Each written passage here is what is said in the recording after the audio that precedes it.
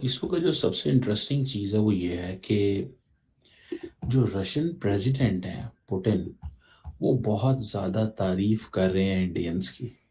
मुझे लग रहा है कि कोई गड़बड़ है। अरे बेटे, तुझे थकान नहीं लग रही क्या? मैंने कहा जी कि हमारे ब्रदरली रिलेशन है इंडिया के साथ। वहाँ के लोग बड़े टैलेंटेड हैं, एजुकेटेड इंडियंस हैं। अच्छा, ठीक है, ठीक है, समझ गया। इंडिया का शुक्रिया अदा करना चाहिए। पूछें क्यों? मगर क्यों? वो इसलिए कि इंडिया तेल खरीदता है। इंडिया तेल खरीदता है। जब इंडिया तेल खरीदता है तो रशियंस इस काबिल होते हैं कि अपनी इकोनॉमी को सपोर्ट कर पाते हैं। बात तो सही है। सो मुझे तो इस चीज़ को देख के बड़ी हैरानगी हुई है कि प्रेसिडेंट पुतिन की जो तारीफ है, ठीक है जी, और फिर वो उन्होंने कहा जी ग्लोबल इन्फ्लुएंस के नीचे नहीं आते। ये बड़ी अच्छी बात कही आप। फॉर एग्जांपल उसने कहा कि इंडिया जो है उसको प्राउड फील करना चाहिए कि वो इवेंट्स को कवर नहीं कर रहे, मॉडरेट कर रहे हैं।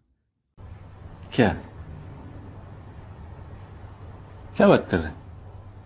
वो तो चाहते हैं ना, अमेरिकन तो रशियंस तो चाहते हैं कि हम इंडिया के करीब रहें और हम रिक जैसे प्लेटफॉर्म्स को इंगेज करें। इंडियंस नहीं चाहते हुए। अबे शक्ल तेरी बवासीर जैसी, बातें तो अच्छी किया कर। दोस्तों, Saint Petersburg international economic forum चल रहा है, जिसमें कि दुनिया भर से अलग अलग देशों के पत्रकार आए हुए थे। जहां एक पत्रकार ने भारत के हवाले से पुतिन से सवाल किए। पुतिन ने भी भारत की तारीफ करते हुए कहा कि भारत दुनिया की सबसे बड़ी अर्थव्यवस्था में से एक है और अपकमिंग ग्लोबल सुपर पावर है। उन्होंने वेस्टर्न वर्ल्ड, खासकर ट्रंप की ओर इशारा करते हुए कहा कि आप भारत को ताइवान और यूरोप की तरह कठपुतली ना समझें। आपके प्रेशराइज करने से भारत की डिप्लोमेसी में कोई फ़र्क नहीं पड़ने वाला, तो ये व्यर्थ की कोशिश ना करें। साथ ही उन्होंने बताया कि भारत हमारा क्लोजेस्ट अलाय है, जिसके साथ हमारे हिस्टोरिक रिलेशंस हैं। हम चाहते हैं कि भारत और हम मिलकर डिफेंस कॉरपोरेशन को और आगे बढ़ाएं, जिससे कि आने वाले समय में हम दोनों डिफेंस और टेक्नोलॉजी के फील्ड में दुनिया को डोमिनेट कर सकें। इसके लिए हमें भारत की आवश्यकता है। जिस प्रकार से भारतीय नागरिकों ने यूरोप और अमेरिका में जाकर वहाँ के आईटी सेक्टर को ग्लोबलाइज कर दिया, उसी प्रकार से हम भी चाहते हैं कि भारतीय रशिया की ओर देखें, जिससे हम भी इकोनॉमिकली ग्रो कर सकें। पुतिन ने भारत को SU-57 रशिया के साथ मिलकर मैन्युफैक्चरिंग करने का ऑफ़र दिया है, क्योंकि इस समय भारत अपने 5th जनरेशन फाइटर जेट्स की स्क्वाड बनाने के लिए मल्टीपल डेस्टिनेशंस देख रहा है। पुतिन का भारत के प्रति ऐसी स्टेटमेंट देना अभी वेस्टर्न वर्ल्ड में चर्चा का विषय बन गया है। USA की तरफ से भी इस पर प्रतिक्रिया आने वाली है। पाकिस्तान भी इस समय परेशान है, क्योंकि पुतिन जैसा ग्लोबल और पावरफुल लीडर जब भारत के लिए ऐसी स्टेटमेंट्स देता है तो चिंता का विषय तो है ही। पाकिस्तान के जर्नलिस्ट्स की तरफ से भी प्रतिक्रिया आई है।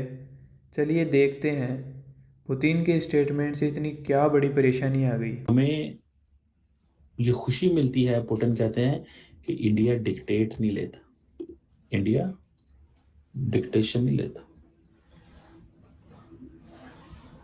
अच्छा, उधर पाकिस्तान सुनने में आया वो गुस्सा कर गया। अरे क्या क्या करूं मैं इसका? क्या करूं इसका? क्या एक चीज के ऊपर कि जो स्विट्जरलैंड की एम्बेसडर हैं उधर कश्मीर में, इंडियन कश्मीर, उधर इंडिया के अंदर, वो इंडियन ऑक्युपाइड कश्मीर क्यों गई हैं? कौन है ये लोग? कहां से आते हैं ये?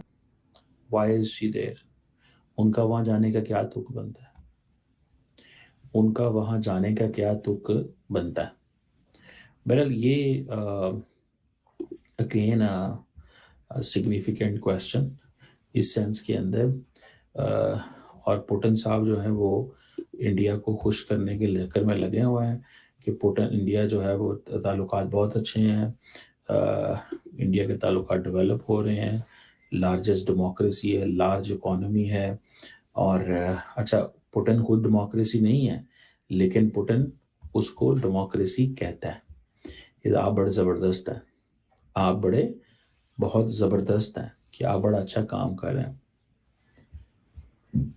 और ऊपर से वो कह रहे यूथ की तारीफ कर रहे हैं। So interesting time. और लेट्स सी इसमें क्या चीज़ होती है और कैसे ये सब चलता है। लेकिन मैं आपको एक बड़ी क्लैरिटी से बात बता सकता हूँ कि ये जो कुछ पुटिन कर रहे हैं ना, इसके पीछे देयर इज़ समथिंग इम्पॉर्टेंट। ख़ास तौर पे ये कहना कि इंडिया रशिया ताल्लुकात true trust based brotherly relations, trust based brotherly relations. मैं इसको one must not under estimate नहीं करना चाहिए प्रेसिडेंट पुटिन के इस माइंडसेट को। प्रेसिडेंट पुटिन के इस माइंडसेट को अंडर एस्टिमेट नहीं करना चाहिए कि वो किस तरह सोचते हैं या क्या सोचते हैं या क्या करते हैं। बहरहाल let's see in that sense and in that framework उसका क्या नतीजा निकलता है और क्या होता है। लेकिन वो बात वहीं आ गई फिर कि पाए ने जो कुछ चल रहा है ना, जो कुछ चल रहा है इसको वो समझते हैं चलते रहने देना चाहिए। हमें जो कुछ चलता है इसको हमें चलते रहने देना चाहिए, ताकि at the end of the day हम जो है वो इंडिया से ज़्यादा स्पेस लें और हम रोक सकें, स्पेस लें और हम रोक सकें। किसको रोक सकें? उन तमाम वेस्टर्न फोर्सेस को जो इंडिया के हवाले से और रशिया के हवाले से स्पेस पैदा करना चाहते हैं। अच्छा, मैंने एक चीज़ नोट की है कि इंडिया के अंदर बहुत ज़्यादा एंटी अमेरिकनिज्म है। अच्छा, मैं समझता था कि ये जो रीज़न ऑफ एंटी अमेरिकनिज्म है इंडिया के अंदर, मुझे इसकी लॉजिक की समझ नहीं आती थी। उसकी वजह क्या है? उसकी वजह ये है कि इंडियन जो हैं, हमारे मुसलमान दुनिया की तो समझ आती है कि जी एंटी वेस्ट हैं, इजराइल को सपोर्ट किया है पैलेस्टाइन इशू की वजह से, अफगानिस्तान, इराक, मुस्लिम दुनिया का एक सेंटीमेंट है, मतलब वी कैन अंडरस्टैंड दैट। लेकिन इंडिया को क्या है मसला? इंडिया को मसला ये है पाकिस्तान। इंडियंस इस चीज़ को सख्त नापसंद करते हैं। मैं आपको बात बताऊं, बड़ी इंटरेस्टिंग बात है।